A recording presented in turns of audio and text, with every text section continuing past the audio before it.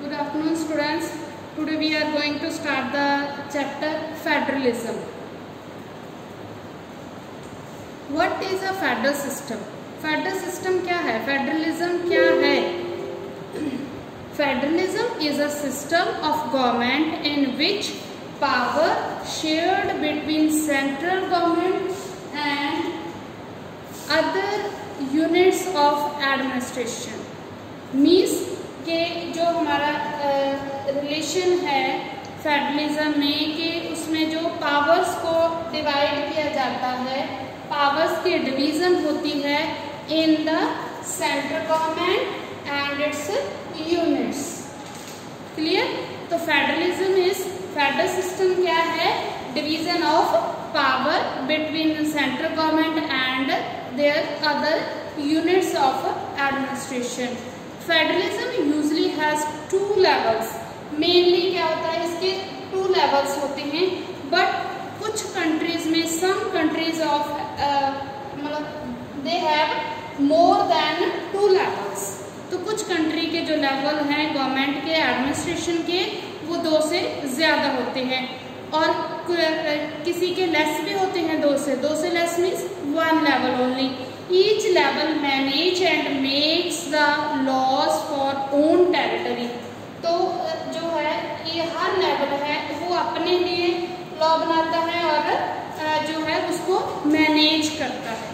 And each level of government enjoy their power independently.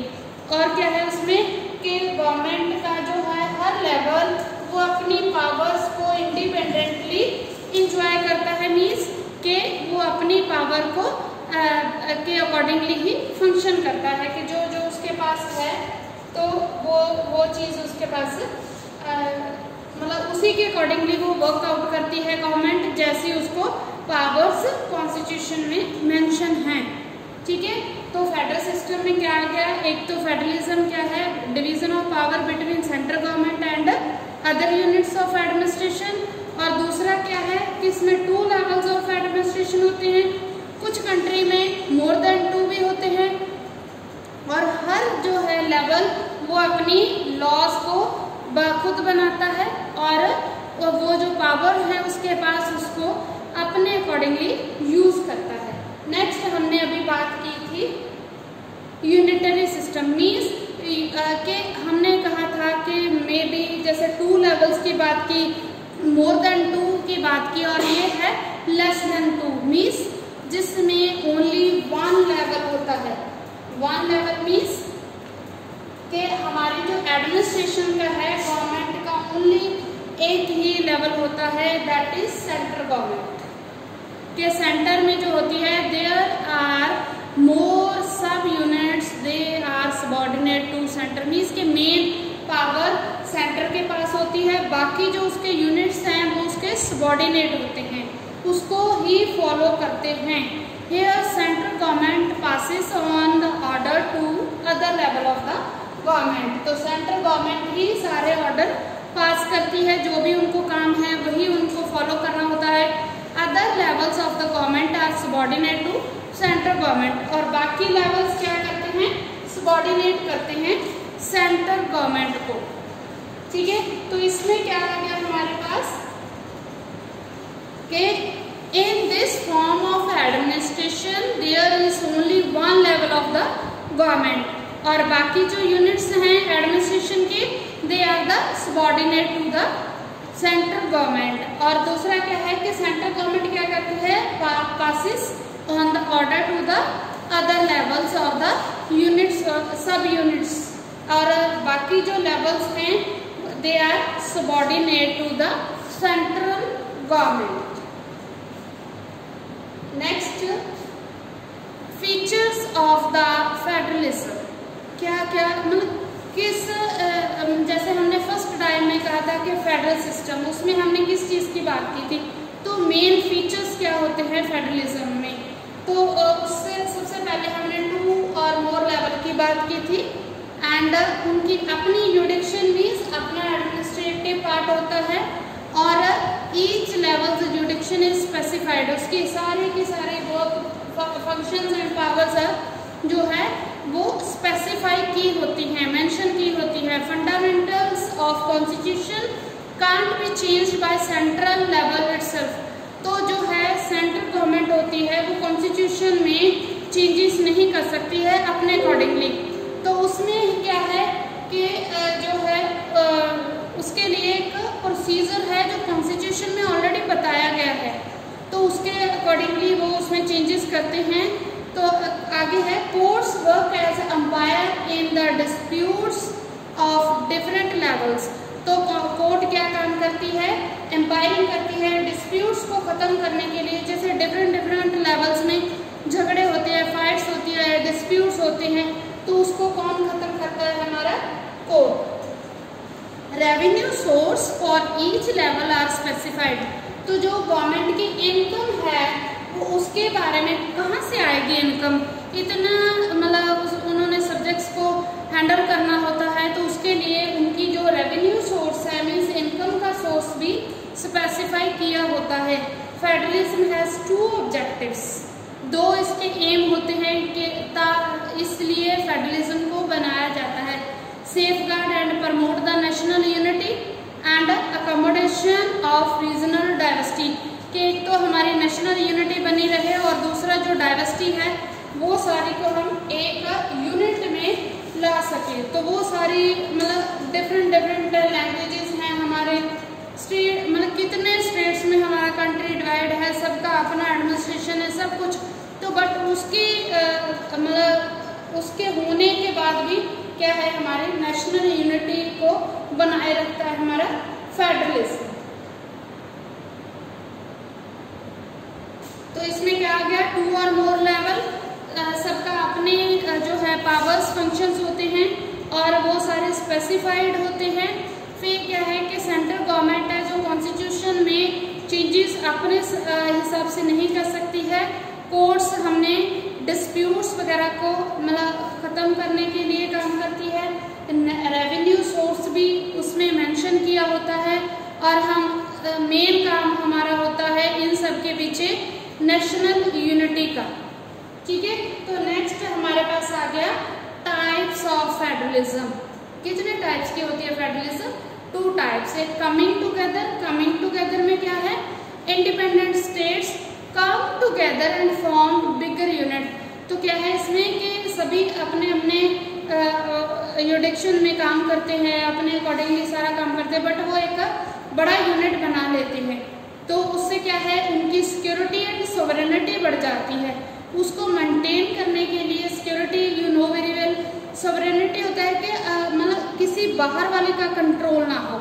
तो each state is equally strong. तो जो है हर state अपने अकॉर्डिंगली फिर वो स्ट्रॉन्ग, वैसे तो स्ट्रॉन्ग होता है बट वो इंडिपेंडेंटली जो स्टेट्स हैं वो एक साथ मिलके गवर्नमेंट बनाते हैं और उसमें वो अपने जो है सिक्योरिटी एंड सोवरेनिटी को मेंटेन करके रखते हैं।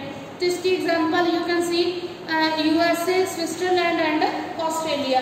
तो ये हमारे पास है कमिंग टुगेदर की एग्जांपल्स। नेक्स्ट टाइप है हमारे पास होल्डिंग टुगेदर। होल्डिंग टुगेदर जैसे हमारे इंडिया में है, तो country is divided into states for better administration. हमारे कितने स्टेट्स हैं, 28 स्टेट्स हैं। तो 28 के बारे में सेंट्रल गवर्नमेंट को अगर देखना पड़े तो उसके लिए मुश्किल है। तो हमने क्या कर लिया, पूरे कंट्री को 28 स्टेट्स में डिवाइड कर दिया और हर स्टेट को अपने अकॉर्डिंगली वर्क आउट करने का हमने अलाउ कर दिया। It help for accommodation of diversity. तो उसको मतलब डाइवर्सिटी को, जैसे हमारे अलग से है, लैंग्वेज है, हमारा कल्चर है, ट्रेडिशन कल्चर सब, इवन ज्योग्राफी के आधार पे हमारा जो ऑक्यूपेशंस है वो भी अलग से है।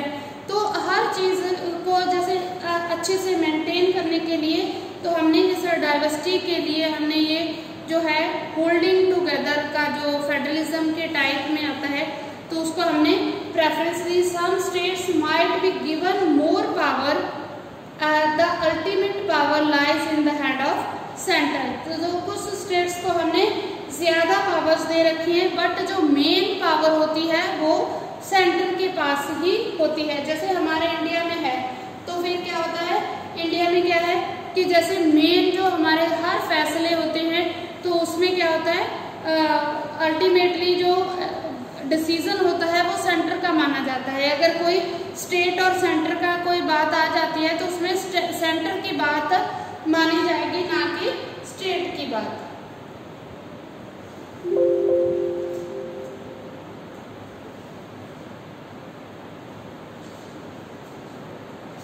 तो आगे आपके पास आ गया what makes India a federal country. जो इंडिया है उसको हम फेडरल कंट्री मतलब कैसे कह सकते हैं या बना सकते हैं। तो हमारे पास जो मेन पॉइंट्स थे, हमने फीचर्स पढ़े थे फेडरलिज्म के।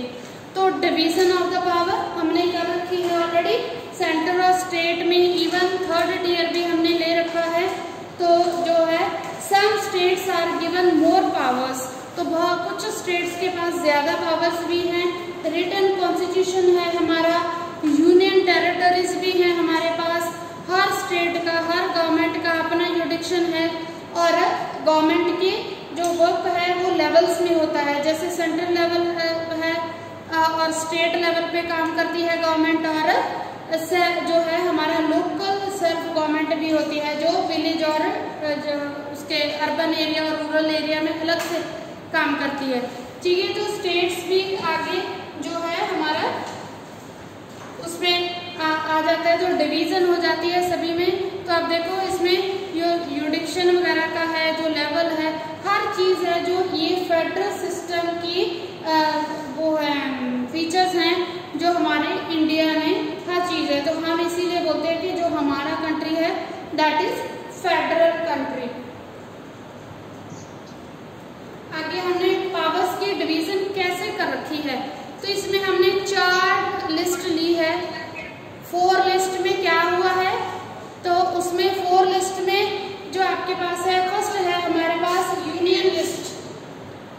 ठीक है, यूनियन लिस्ट में क्या आ जाता है, यूनियन लिस्ट में हमारे पास सब्जेक्ट्स वो वाले सब्जेक्ट्स हैं जो कि स्टेट सेंटर के अंडर आते हैं। ठीक है, तो ओनली सेंट्रल गवर्नमेंट है जो ओनली सेंट्रल गवर्नमेंट उनके ऊपर लॉ बनाती है। हमारे पास इसकी एग्जांपल पड़ी है, डिफेंस है, फॉरेन अफेयर्स है, करेंसी है, कम्युनिकेशन है, इन सभी के ऊपर क्या है सेंट्रल गवर्नमेंट लॉ बनाती है और इनको हैंडल करती है। तो सेकंड है स्टेट लिस्ट। स्टेट लिस्ट में क्या है, subjects on which only state government can make law that is police, trade, ये हमारे अकॉर्डिंगली आता है। और उसमें क्या आता है कि जैसे हमारे पंजाब में एग्रीकल्चर है ज़्यादा, हमारे को उसके अकॉर्डिंगली लॉज बनाने होंगे। हमारे जैसे पंजाब पुलिस होती है, हमारे को उनको जो फैसिलिटीज़ देनी है या कैसे हमने अपने एरिया को हैंडल करना है, हमारा क्या माहौल है, हर चीज़ को क्या करते हैं हम अपने अकॉर्डिंगली फिर स्टेट गवर्नमेंट उनके लिए लॉ बनाती है। हमारे में जैसे एग्रीकल्चर है उससे रिलेटेड होगा, ट्रेड कैसा होगा, जैसे कॉटन प्लांट है तो उसकी, तो हम अपने अकॉर्डिंगली वो सारा कुछ करेंगे। तो कॉन्करेंट लिस्ट में क्या आ जाता है आगे, subjects on which both level can make laws but at the end the law made by the central continues. तो इसमें क्या आ जाता है कि जो वैसे तो दोनों ही लेवल्स हैं वो इसके ऊपर लॉ बनाते हैं, ठीक है, बट एंड पे जो माना जाता है वो सेंट्रल लेवल का होता है। जैसे एजुकेशन है, एजुकेशन पॉलिसीज क्या क्या करना है, कितने स्कूल्स खोलने हैं या क्या करिकुलम रखना है, हर चीज़। तो कोई मैरिज के लिए जो है मीन्स के उसके रिगार्डिंग कोई हमने उनको फैसिलिटी देनी है या जिनको कोई ग्रांट देनी है, ऐसे जो भी है मतलब उसके लिए जो गरीब हैं उनको पैसा देना या ये वो, तो उसके लिए दोनों बनाती हैं, बट एंड पे सेंट्रल गवर्नमेंट का माना जाता है। अडॉप्शन है, ट्रेड यूनियन का है, तो ये सारे जो मेन हैं ये दोनों में आते हैं, यूनियन और स्टेट लिस्ट के अंडर। मीन्स कि इसके ऊपर सेंटर और स्टेट दोनों ही लॉ बनाती हैं। नेक्स्ट आ जाता है रेजिड्यूरी सब्जेक्ट। रेजिड्यूरी सब्जेक्ट्स में क्या आता है, subjects which newly added in the list. ये जो वो वाले आ जाते हैं जो नए सब्जेक्ट्स ऐड हो रहे हैं हमारे लिस्ट में, तो हम में रखते हैं तो इसको हम किसके अंडर रखते हैं, रेजिड्यूरी सब्जेक्ट्स के अंडर। तो वो लिस्ट अलग से होती है। ये क्या है, जब कॉन्स्टिट्यूशन लिखा गया उसके बाद ये सब्जेक्ट्स ऐड हुए, तो इसमें क्या है, इसको ये कौन से किसके अंडर आते हैं, सेंट्रल गवर्नमेंट के under. Central government only has right to make law on them. तो इन सब्जेक्ट्स को हैंडल कौन करता है, सेंट्रल गवर्नमेंट। जैसे कंप्यूटर साइंस वगैरह क्या है, तो ये पहले नहीं था, तो अभी ये है। तो ये सारे जो सब्जेक्ट्स हैं लेटेस्ट, तो उनको सेंट्रल गवर्नमेंट देखती है। ठीक है, तो हमारे पास आ गया union list, state list, concurrent list and residuary subjects. तो ये हमारे को है कि division of powers. How federalism is practised, तो कैसे प्रैक्टिस करता है फेडरलिज्म, कैसे चलता है, कैसे वर्कआउट करता है। तो सबसे पहले था हमारे पास linguistic states. The first challenge faced after independence was linguistic states. हमारा जो है कंट्री वो 1947 में इंडिपेंडेंट हुआ, तो उस टाइम क्या सबसे पहली प्रॉब्लम हमारी क्या थी कि हमने अपने स्टेट को डिवाइड किया। तो बट उसमें क्या हमारे को चैलेंज फेस करना पड़ा कि सभी अपने लैंग्वेज के बेस के ऊपर स्टेट को के डिवीजन के बारे में डिमांड कर रहे थे। तो फिर new states were formed on the basis of language and culture. फिर क्या हुआ, स्टेट्स की डिवीजन किस बेस के ऊपर हुई, लैंग्वेज एंड कल्चर के बेस के ऊपर। तो फिर हमने इसीलिए हमने वो डाइवर्सिटी को ऐसे कर दिया कि हर स्टेट अपने लैंग्वेज और कल्चर के अकॉर्डिंगली अलग सेपरेट बना दिया गया। Some states were formed on the basis of ethnicity and geography, means वहाँ का जो कल्चर था वो अलग से था, ज्योग्राफी अलग से थी उनकी, उसके बेस के ऊपर हमने उनको अलग से कर दिया। तो क्या है, नागालैंड, उत्तराखंड एंड झारखंड, उनकी जो बनावट थी ज्योग्राफी के अकॉर्डिंगली है, तो उसके अकॉर्डिंगली हमने इन ऐसे वाले कंट्री स्टेट्स को सेपरेट कर दिया। Some were concerned that it might lead to disintegration of the nation but that work well and effectively. तो ये क्या था कि कुछ ऐसे थे कि मतलब नेशन में उनको डिवाइड किया गया किस बेस के ऊपर, क्योंकि वो बढ़िया तरीके से अपना काम कर रहे थे। तो उनके काम और एफिशिएंसी को देख के हमने उनको डिवाइड कर दिया। ठीक है, तो आगे है हमारे पास, इसमें क्या आ गया था हमारा, लिंग्विस्टिक स्टेट के मतलब बनाए हमने किस बेस के ऊपर, लैंग्वेज एंड कल्चर के बेस के ऊपर, एथनिसिटी एंड जियोग्राफी के बेस के ऊपर एंड उनकी वर्क एफिशिएंसी के ऊपर। ठीक है, आगे थी लैंग्वेज पॉलिसी, मतलब उसमें क्या था, it was second and major as India does not have any official language. तो इसको क्या लैंग्वेज पॉलिसी में क्या दिया गया कि सेकंड मींस ऑफिशियल लैंग्वेज में मेन कोई भी नहीं था। ठीक है, as more than 40% speak Hindi, तो 40% से ज़्यादा लोग हिंदी बोलते थे। More safeguards are provided to it, बहुत और भी थी, but there are other 21 schedule languages. इतनी मतलब मेन थी जो हमारे को इंट्रोड्यूस थी। But state can enjoy its own language for official purpose. जैसे हम हैं अपनी पंजाबी को प्रेफरेंस देते थे, हम अपना जो ऑफिशियल वर्क था वो उसमें करते थे। तो ऐसे सभी स्टेट्स थे अपना ऑफिशियल वर्क अपनी लैंग्वेज में करते थे, रीजनल लैंग्वेज में। We have adopt 3 language structure and any 2 language can be used for administrative purpose. तो हमने क्या किया, उसमें लैंग्वेज पॉलिसी में क्या कर दिया कि हमने 3 लैंग्वेज स्ट्रक्चर को अडॉप्ट किया, जिसमें 3 लैंग्वेजेस हैं, और जो है स्टेट है वो उसमें से 2 लैंग्वेज अपने जो है ऑफिशियल वर्क के लिए चूज कर सकता था। Flexibility in language help India to avoid the situation like Sri Lanka. जैसे श्रीलंका में हमने पढ़ा था कि उसमें जो सेंथल कम्युनिटी थी वो उन्होंने ही अपना एक मोनोपोली बना रखी थी हर चीज़ में। तो उस सिचुएशन को मतलब उस सिचुएशन से बचने के लिए कि वो यहाँ पे शुरू ना हो जाए, तो उन्होंने क्या किया, मतलब लैंग्वेज के लिए फ्लेक्सिबल हो गए, मीन्स फ्लेक्सिबिलिटी दे दी। ठीक है, तो ये आपका नेक्स्ट टॉपिक है आगे, central and state relation. Central and state relation, federalism क्या करता था, हमने कि सबसे पहले क्या पढ़ा था कि उनमें जो मतलब पावर्स की डिवीजन होती है, तो वो क्या है कि हमने दोनों में पावर्स को डिवाइड कर दिया था, सेंट्रल एंड स्टेट रिलेशंस में। It helped a lot to avoid clashes between central and states. तो फिर हमने जो है फेडरलिज्म हमारे लिए किस लिए हेल्पफुल हुआ कि जो सेंटर और स्टेट में क्लैशेस होते थे, डिस्प्यूट्स होते थे, वो खत्म हो गए कि उनका अपना काम चल रहा है, उनका अपना चल रहा है। When same political party ruling in central and state couldn't enjoy more power as central government could influence the decision of state। तो फिर क्या था कि मे भी कभी कभी जो है रूलिंग पार्टी जो थी हमारी, उसमें जो है सेंटर में भी वही होती थी और स्टेट में भी। तो फिर क्या था कि वही जो डिसीजंस स्टेट के होते थे और सेंट्रल गवर्नमेंट अपने डिसीजन को कैरी ऑन करती थी। तो सबसे ज़्यादा डिसीजन पावरफुल किसका होता था, सेंट्रल गवर्नमेंट का। तो फिर बट क्या हो गया,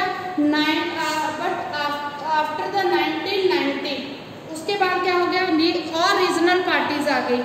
तो उससे क्या है कि उन्होंने स्टेट में पावर एक्वायर कर ली, मीन्स वो गवर्नमेंट में आना शुरू कर दिया। दस more independent decisions were taken by states and federal system were practised. तो फिर क्या था कि उन्होंने अपने इंडिपेंडेंट डिसीजंस लिए और इस तरह से जैसे हमने कहा था कि अपने हर स्टेट का अपना यूडिक्शन है, अपना एडमिनिस्ट्रेशन है, तो उन्होंने अपनी पावर्स को वैसे एंजॉय किया। Those today regional political parties are even affecting the decision making a central also। तो इसमें क्या था कि जो रीजनल पार्टी थी उन्होंने जो सेंटर के डिसीजंस को अफेक्ट किया, मीन्स कि उन्होंने अपने अकॉर्डिंगली डिसीजंस लिए सेंटर के बिना। So we can say that today's power sharing is more effective. तो आज जो है वो, जैसे हमने पहले कहा था कि वो अपने अकॉर्डिंगली लॉ बनाएंगे, अपनी पावर्स को एंजॉय करेंगे, तो वो जो बात उस टाइम की रिटर्न थी हमारे पास, बट हम आज उसको बोल रहे हैं कि ये मोर इफेक्टिव, मीन्स आज ये लागू हो रहा है पहले दिनों की बजाय जब कॉन्स्टिट्यूशन लिखा गया था।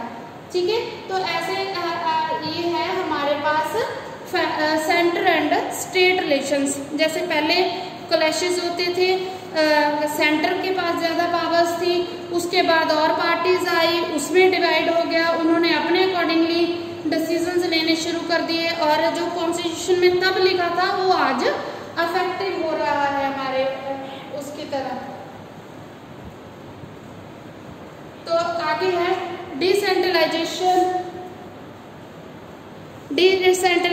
इन इंडिया। तो इसमें क्या है कि division of powers in India. तो when power is taken away from the centre and given to other level of the government is called decentralisation. It plays very important role in democracy. तो when power is taken, जैसे power थी हमारे पास centre और state levels में, पूरी पहले हमारे पास सेंट्रल लेवल होता था, तो फिर हमने क्या किया, दूसरे लेवल को हमने पावर्स दे दी, डिवाइड कर दिया। तो उससे हमने क्या कर दिया, डिसेंट्रलाइजेशन ऑफ पावर्स। तो इसमें पावर्स को डिवाइड कर देना। तो इसने क्या कर दिया, डेमोक्रेसी में ये बहुत बड़ी अचीवमेंट बोलो चाहे, इसने हमारे को मतलब बढ़िया तरीके से आगे डेमोक्रेसी चलना शुरू हो गया। It helps to reduce the burden of central government. अगर एक ही बंदा काम कर रहा है तो उसका अगर कोई काम और कर देगा तो फिर क्या है, उसका बर्डन रिड्यूस हो गया। ऐसे ही सेंट्रल गवर्नमेंट के लिए हमने हर स्टेट की अलग से स्टेट को अलग से गवर्नमेंट फॉर्म की वो लेवल पे बना के दिया। तो क्या था इसमें, सेंट्रल गवर्नमेंट ने आप जो उसका बर्डन था वो कम हो गया। It help to increase the participation people in democratic process. तो इसमें क्या था कि जैसे हर स्टेट में क्या था, लोगों को इंटरेस्ट पैदा हुआ और लोगों का जो पार्टिसिपेशन है वो बढ़ गया।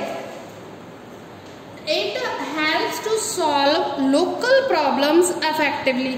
तो इससे क्या है कि जो जैसे हम यहाँ पे रहते हैं, हमें पता है कि यहाँ पे कैसी प्रॉब्लम्स होंगी, तो हम अपनी प्रॉब्लम को अच्छे से जान पाएंगे। तो जो हमारे नज़दीक हमारे मिनिस्टर्स या ऑफिसर्स होंगे वो हमारी प्रॉब्लम्स को जल्दी सॉल्व कर पाएंगे, because they know the reason.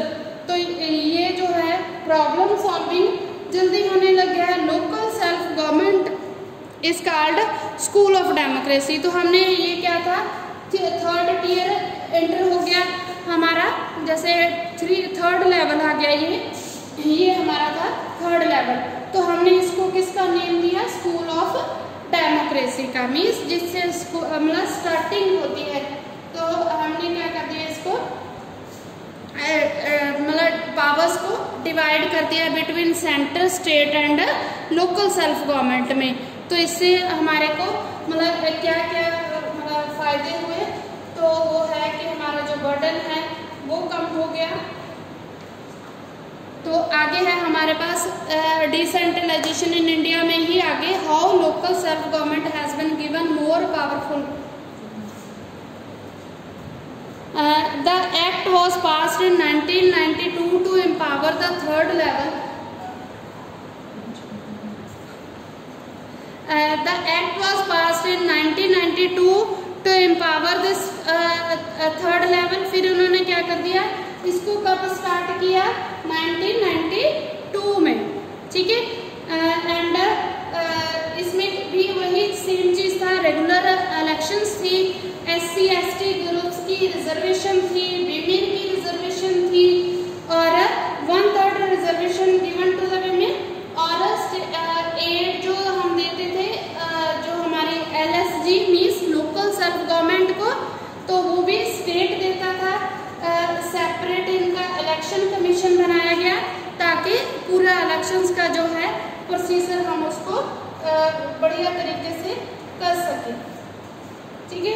Next हमारे पास आ गया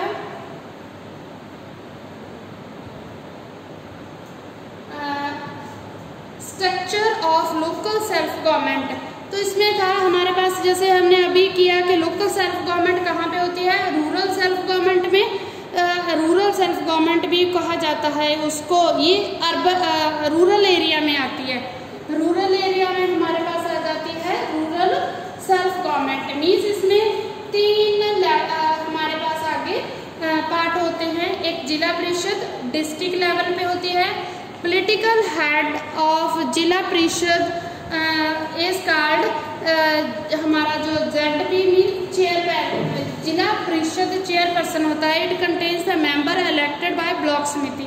तो जो हमारे ब्लॉक समिति के होते हैं मेंबर, उनके द्वारा, और ऑनररी मेंबरशिप MP हमारे एरिया के, डिस्ट्रिक्ट के हमारे के, और MLAs उसी सेम डिस्ट्रिक्ट के और ब्लॉक समिति के, तीनों मिलकर क्या करते हैं, हमारे जिला परिषद के हेड की इलेक्शन होती है। ब्लॉक समिति और पंचायत समिति क्या होती है, ये ब्लॉक लेवल पे होती है। इसमें बहुत सारे जैसे विलेजेस इंक्लूड होते हैं, उनका एक ब्लॉक बनाया जाता है। तो इनका जो पॉलिटिकली हेड कौन होता है, पंचायत समिति चेयरपर्सन। तो ये इसमें जो है विलेज पंचायत के मेंबर भी आते हैं। तो विलेज पंचायत क्या होती है हमारी, यू नो वेरी वेल कि it is every village, it is at every village और consisting the group of 2 or 3 village together. तो विलेज पंचायत में 2-3 उसकी भी होती है, विलेज की एक पंचायत होती है, और एक विलेज में 2-3 पंचायत भी हो सकती है, बड़े और छोटे का होता है इसमें। तो हर विलेज में क्या है, मेंबर इलेक्ट किए जाते हैं बाय द विलेजर्स। तो वो जो विलेजर्स मेंबर इलेक्ट करते हैं उनको क्या कहा जाता है, ग्राम सभा, ठीक है। The political head of the village is called sarpanch. Sarpanch कहते हैं उसके हेड को, और जो कमेटी उनको चुनती है दैट इज हमारी ग्राम सभा, ठीक है। नेक्स्ट ओनली हमारा ये है हमारा self government, urban self government में क्या आते हैं, municipality and municipal corporation. Municipality town में होती है और म्यूनिसिपल कॉर्पोरेशन सिटी में होती है। इसका क्या मतलब है कि जो 1 लाख से जिनकी पॉपुलेशन कम है वो म्यूनिसिपैलिटी में आते हैं, दूसरे म्यूनिसिपल कॉर्पोरेशन में आते हैं। जो 1 लाख से ज़्यादा पॉपुलेशन वाले सिटी होते हैं, तो इसमें क्या होता है कि जो पॉलिटिकल हेड होता है म्यूनिसिपैलिटी का उसको बोलते हैं म्यूनिसिपैलिटी चेयरपर्सन, और जो सिटी लेवल पे होता है उसमें क्या होता है उनका म्यूनिसिपैलिटी का मेयर होता है, ठीक है। बट इनमें भी हमारे पास बहुत सारी प्रॉब्लम्स आती हैं। लोकल सेल्फ गवर्नमेंट में हमारे को जो पैसे की ज़रूरत होती है वो टाइम पे नहीं मिलता है, हमारी मीटिंग्स रेगुलरली नहीं हो पाती हैं, और वीमेन की जो पार्टिसिपेशन है वो बहुत कम होती है। तो ये सारी प्रॉब्लम्स भी हम फेस करते हैं हमारे लोकल सेल्फ गवर्नमेंट में। Thank you students.